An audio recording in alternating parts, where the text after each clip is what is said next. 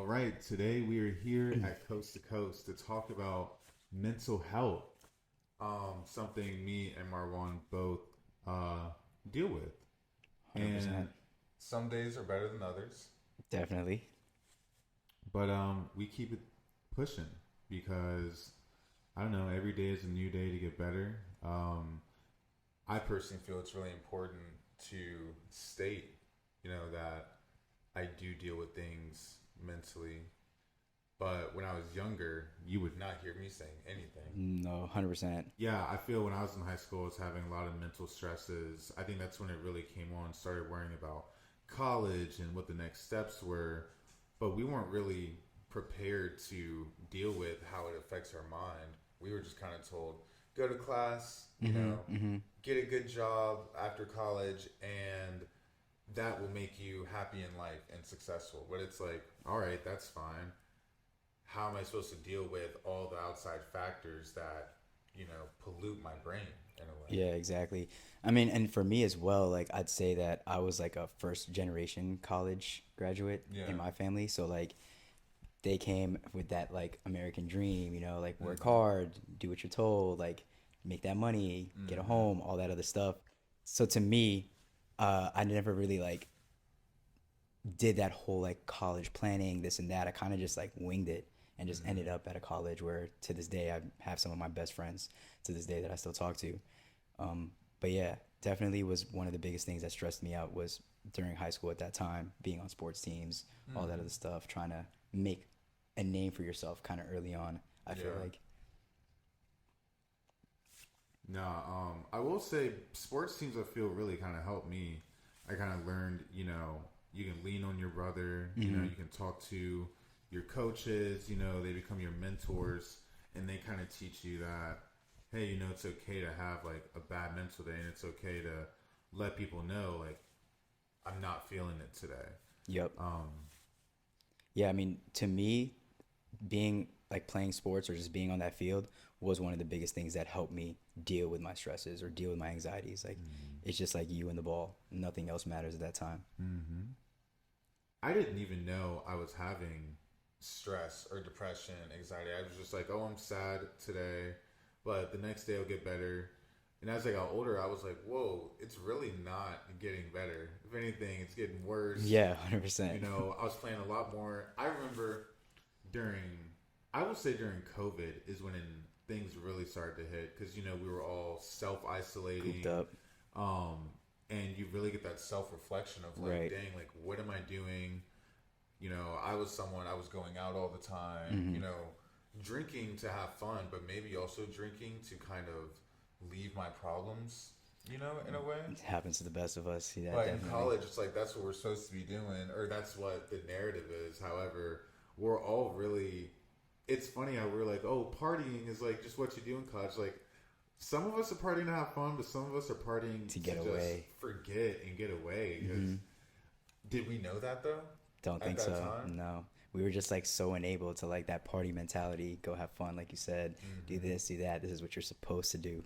But I feel like people kind of use that as like an escape, Mm-hmm. essentially, which I still see to this day, honestly. Like people out even here, like partying, like maybe dealing with like their own demons, but you just see them out and you just know that they're escaping. Yeah, shoot. I mean, I'm probably one of them. Yeah, I mean, I've done it before. I feel I try to do things for my mental health, like eating well, going to the gym, attempting to sleep, more than like 6 hours. Right. But there are days like a long day at work, or say you had a falling out with someone. It's like let me go out and get a drink and Right. hang out with my friends. Which Which being social with your friends is probably the best thing for me at least. I would agree 100%. Like having like a close, tight group of friends that like you can trust and like you guys understand each other. That's like the biggest thing. When you guys do go out, like they're there for you. You guys talk about stuff. Like they help you kind of like feel better, essentially in a sense. Um, I'd say friendship is important to deal with that stuff. Friendship's so important, and Hmm. honestly, I think some of my best friendships that really helped me understand my mental blocks was my friendships with women. They I know that there's stereotypes that men aren't as like emotional intelligent as women, and they're able to kind of feel more than we. And I'm not really in a disagreement with that.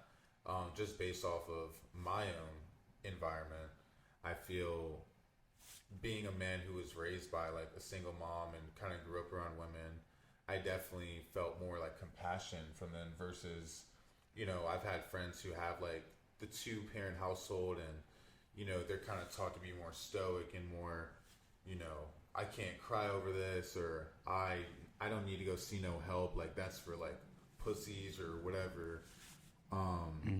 And I thought, oh yeah, like they're just strong, but your strongest friends are the ones that really be having the most problems. Exactly. Those are the ones that never really talk, and that's why you always have to check in on your people. You never know what people are dealing with. You never do. You never do. So, what do you think emotional intelligence is? I feel like being able to like really be empathetic in a sense, like understand people and what they're going through. Like for me, like one of the biggest things, like I told you, for why I came up with the name for the brand, the first word is being Sonder, is just like being able to understand that we're all going through the same shit in our own way. So being able to understand that and be empathetic to other people and their problems, to like know that, hey, just because this person might be like acting up that day, you don't know what they're going through. So give them a little break, No, definitely. You cannot judge someone based off of, one episode that they have. Not talking about TV. I'm just talking about something that happens in real life. So, Yeah. come on, y'all. Don't. It's nothing like that. It's really important that we give people a fair chance because none of us are perfect, I know for a while I've tried to not hide the fact that, I have my own demons I deal with, but more so I want to be looked at as like that strong friend and like even that strong man who you can come to me for your issues.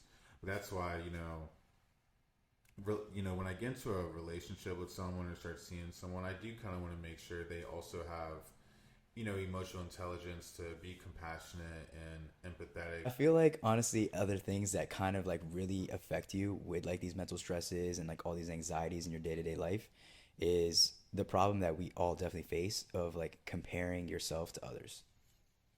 I feel like that's the biggest problem that we all face. Testify, my brother. Shoot. And we have to learn to understand that everybody is their own person. Just because somebody is in a place that you want to be, you're on your own path, you're on your own time. Everything will work out the way it should. Yeah, but how did you feel when you were comparing yourself to others, like your peers who maybe they went back to school as soon as possible and now they have that, picket fence with the dog and, getting married? Did that ever like mess you up at all? I mean, a lot of my friends right now, I feel like we're getting to that age where they're all getting married. They're all in relationships. They've been in relationships for like the whole time. So it is different to like really see that, like, oh, they've gotten to this stage in their life. But to me, I feel like I'm on my own path. I'm happy with where I am right now, the people that I have in my life, what I have in my life. So I think really learning to appreciate the moment and appreciating what you have is what kind of helps you the most in this life. No, I definitely agree with that. Do you think there's ever been like a pro of you comparing yourself to your peers? Like out of the pros and cons? Yeah, 100%. I mean, I feel like everybody has like an idol or somebody that they look up to, So yes, it can be bad for you to compare yourself to others and like where they are, maybe like in their life, maybe like financially or like wherever they may be in their relationship or whatever the case may be. But from a pro standpoint, there's people that I look up to that have gotten me into so much stuff that has helped me succeed in life. From trading within the stock market, looking up to those types of people who are just like us and made it and are now millionaires. Starting off my clothing brand, I was also inspired by somebody that I actually saw on Instagram one day and just literally picked up some of his courses and continue to just kind of like strive to also get there at one point. So yes, I think like having somebody that like you essentially want to get like within a certain position is 100% a good thing to have. I definitely used to always compare myself to my friends. I felt, even when I was young, being raised by a single mom, I didn't have the luxury of always having a parent at my games or someone to pick me up from school, or we didn't have as much because a joint income family, you know, I'm not trying to be. I'm not trying to say anything disrespectful with me having a single mom. I know it's hard, and you usually don't have as much as Yep. your friends who are in that, relationship. But when I was young, I didn't understand it, and I asked my mom like, why don't we have this and why don't we have that? So I've been comparing myself to my friends since I was in like middle school. But as I got older and got my first job and started learning how like taxes work and then started paying my own rent and learning all that, I was like, dang, like no wonder, their Right. path was so different from mine. Not saying they didn't have their own challenges, but that was a huge thing for me too. I can't compare my struggles to others. Yep. Like I know some of my friends who I will say like y'all were privileged, and there's nothing That's wrong facts. with that. Mm-hmm. But some of the worst things for them was something like, oh, my parents are getting divorced and it's making me so upset. I, for one, I will never understand that, because I was raised by a single mom. It's not really something to me that makes me feel like, oh, like that's the end of the world. Mm-hmm. But that's the biggest thing they're going through. And it's not something you can really tell them, like, oh, it's not that big of a deal. I was such and such. Some people may not have it as hard as you, in your opinion, but you Right. can't really sit there and try to tell them it's better because it could be worse, and then tell them your situation. Mm-hmm. Do you do that, or have you done that in the past where it's like, and I've been a victim of it, or I've been guilty of it, where I'm kind of someone's telling me a story like, oh, I'm going through this, that, and the third, and I'm like, oh, well, this is what I'm going through. Yeah, it's tough. Sometimes you always want to like give your side of the story, or like you kind of like zone people out. You want to give your input or your perspective, which is something that I feel like we all have to learn to do. Is just like listen and like help people at a time. You don't. It's not always about you, but I feel like we do that a lot.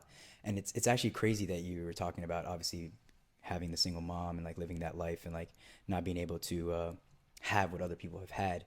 But if you look at it from the other side as well, like I was grateful to have both of my parents, but it was up to the case where Lucky motherfucker. Nah, I'm just playing. but it was up to the case where they weren't around.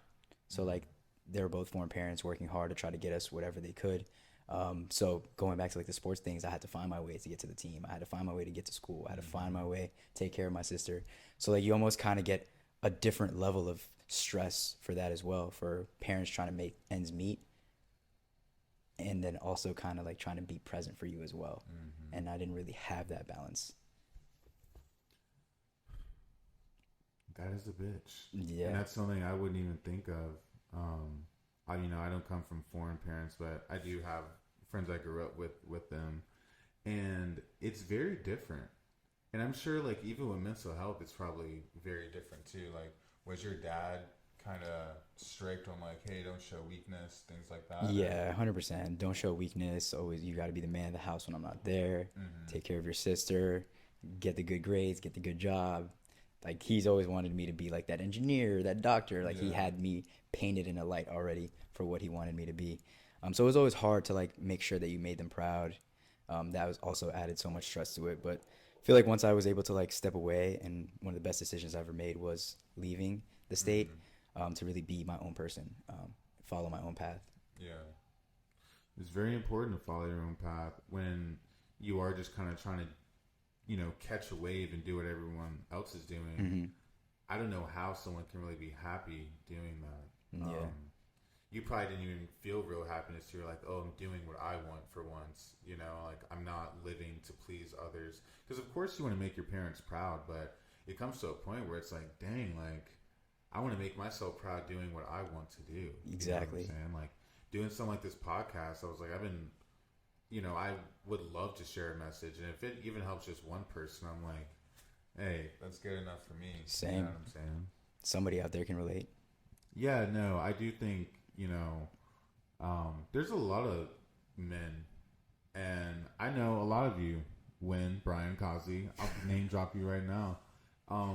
We've gotten better over the years as friends, talking to each other about what we go through, and that's why, they're like some of the closest friends I have, because it's tough to even just tell your family what you're going through, but telling your friends who you just like hang with and chill with, like peeling off another layer of like our like masculinity, it's a lot easier said than done, you know. And I've had some friends I don't have anymore because I tried to keep it real with them about how I was feeling, and then it was deemed as me being like emotional or like, you know, soft. And I'm like, well, I guess I'm soft then. Like, and I don't really care. You know, I know who I am. You know what I'm saying? Yeah, I agree. Same. Well, I am not perfect in a relationship. And there were times where, you know, I was upset with them but didn't convey it. You know, I would just get quiet, you know, not say anything and not have them mind read, but kind of wanted them to just feel like, hey, I'm upset with you. But I'm not really going to tell you why, because if I express this, I don't know, it's like, I don't know if this sounds weird, but I almost feel like, could they use this against me? Right. You know, it's Yeah. like, could they bring this up again and like hurt me? And I'm like, maybe that's like some trauma from when I was younger or Yeah. something. But there's also been relationships that made me realize, you know, I need to be more mindful, not gaslight, and really be comfortable being yourself, you know? Yeah, I agree. I mean, that's definitely happened to me a lot for sure, especially in my younger days. You just kind of like keep it kind of tucked, keep it to yourself. Like, you don't want to really express what you're going through. You're mad, but you're not trying to like, you want them to pick up on those hints, on those cues. Read my mind, girl. I'm mad. It's I'm even not happened going to to answer me. your call. But I want you to keep calling me. That's honestly like the most toxic behavior. It's not even So good. toxic. Yeah, I mean, I feel like with experience and with age, like I've definitely learned to be more open in my relationships. Um, Sometimes too open. Mm-hmm. But Too open too fast or too open to the wrong person? a little bit of both, I'd say. I feel like I definitely You kind want of to name drop right now? nah. I know who it is. Nah, I'm just playing. Yeah. Anyway, um, but did you ever figure it out? You're like, was it the person or was it me just not being open enough for them? You know, I think the biggest thing for what I've noticed is that timing is really everything. I feel like Mm-hmm. sometimes it's easy to jump in and out of relationships with people, Mm-hmm. and some people are not ready. They haven't healed. They don't really understand what Have they you really been in want. that? Have you been that person? I haven't been the person, but I've been with people who have not healed, Mm-hmm. and I feel like it's one of the most painful and toxic things you can deal with. Mm-hmm. Um, And you can't even blame them Not at because all. they don't even know what they're going through. I've talked to women who have been married before or like going through like a very bad breakup and they think they're ready, Mm-hmm. but those women and men are the same way. 100%. We think we want something, and then once it gets real, you know, or time kind of sinks in and you realize your situation, you're like, Mm-hmm. oh, like I'm not ready, but you're affecting that other person so much. Um, Yep. but that other person that you're affecting, they can't even really blame you because they took that chance too. That's the Mm-hmm. thing with me. It's like if you decide to get into a relationship with someone who just got out of something for like a long time or you know it was toxic, Yep. you should kind of know what you're getting yourself into. My advice, while I'm not no kind of counselor, because please believe I've made a lot of mistakes in relationships. That Um, part. Take your time. You know, what is the rush? You know Heal. what I'm saying? Be their friend first and let them heal. And just know that there's going to be days they may not want to talk to you. Um, and there's going to be days where you're going to be the first person they contact. And you, as the person who's healed and kind of ready, you need to understand that patience will be everything in those relationships. Yeah, I agree. Time, take the time. Take the time to heal.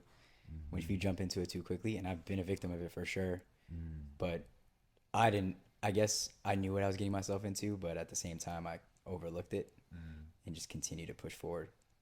And once that honeymoon phase ends, you know, like it's everything snaps back to Don't you reality. hate when the honeymoon phase ends and it's like, dang, what happens after the honeymoon phase? What does that do to your mind? And why can't we stay in it? You know, I enjoy the honeymoon phase. Getting like, I think maybe that's why I don't try to get to know people super fast and like hang with you every day. It's like I want to enjoy this, Right. you know. Agreed. And maybe that's a bad thing. And maybe it's in my mind. I'm like, oh, I know it's not always going to be easy like this. So let me try to drag it out. Maybe that's something that's not good. But from my own personal experience, I feel it makes it last a little longer before the self destruction comes in. Yeah, I mean, I'd say so for sure. I mean, that honeymoon phase is literally where you're so happy that you overlook everything, all red flags, all Oh my problems. gosh. You just want it to be what you're thinking it is. That you're painting that person in a different light. You know. What kind of red flags are you talking about that you've overlooked? We want to know. I want to know. I mean, red flags for sure is definitely still talking about your ex. Ooh. That's a big one. Oh, my boy. That sucks. That's a big I one. wouldn't even want to. Their name should not be in my eardrum.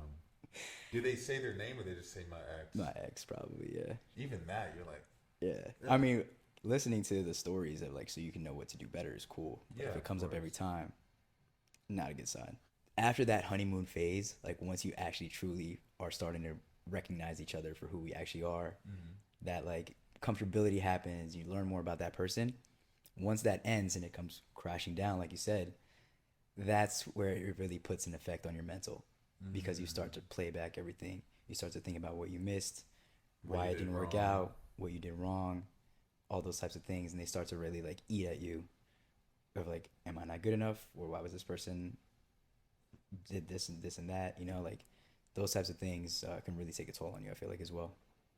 Yeah, I think that's why it's important to know who you are before getting into a relationship. Like, how are you going to get into a relationship with someone and try to know who they are when you don't even know yourself? You know what I'm saying? That part. It's like, what are you even doing? If you're still trying to figure your own self out, how are you going to try to figure out another person too? Yeah, it's fun and great and it's comforting to have someone else there. But don't have someone there as a distraction, because you don't want to deal with your own stuff. Like, you want them to get to know you, but how are they gonna get to know you if you don't know yourself? It doesn't make any sense to me. And that's honestly one of the most like selfish things you could ever do as well. To like almost like need somebody there to keep you distracted, to keep you like essentially like numb from what you're truly feeling. Yeah. And that's what's tough. Using people as a distraction is messed up. You're talking to a girl and say you're like, what? Let's say you're a month in, right? And then it's still like every week it's like, oh yeah, I'm just kind of down today because my ex posted with his new girlfriend and I saw it and da da da. What does that say to you? That means that she's potentially not over it yet. It still hurts her at some point for Is there a some time reason. limit you give? I personally think that when you get out of a relationship, you should take a few months to yourself. Back when I was younger, I didn't realize, like that word we were talking about earlier, mindfulness, it's like, realize what you're doing to other people, and their mental. Make sure everything is consensual and you tell them what's going on. People don't like the truth. Dude. You know what I'm saying? Yep. People don't like the truth, and people also don't like to be held accountable. And that's another thing that is tough to deal with. You tell somebody like for what it is, or you finally realize somebody for who they are, and when it comes time for them to admit that they might have been the ones in the wrong, it just sets everything into flames. It is so weird how people don't take responsibility. And it's like, you can tell someone the whole truth, all the truth. And yeah, that term, the truth hurts. Yeah, it does. But you got to be willing to take it. You know what I'm saying? Especially if you're in a relationship with someone you want to love and care for. If you're not willing to tell the truth to that person, then you need to let them be, because that's just wrong for real. But it is crazy how I feel the most honest people are the ones who kind of get the most crap. It's like they're assholes or something. It's like, no, sweetheart, you probably just can't handle the truth, but you want me to lie. And it's just different. Some people just don't like to hear the truth because it's not what they actually want to hear. So they continue to live in their lie, or continue to live in like that state of mind of what they actually truly believe. Yeah, no, it's just like, you were wearing those shoes the other night and you asked if they were fire. And I didn't want to tell you I hated them. But I just was like, it's fine. I was like, yeah, bro, do you. Confident king walking into that club with them goofy ass. That's how I know that's a lie, because all my shoes are fire. Nah, you be fly. I'm not even gonna lie. Yo, honestly, just appreciate all the love and support, man. We got some early traction. Everybody about to be super excited. We can't wait for y'all to see what we're going to do. Big things coming. Thank you, everyone that's listening. Don't know where you are, don't know what you're going through, but hope every day you wake up, you're trying to make it a better day. And just remember, perspective is everything. Appreciate y'all.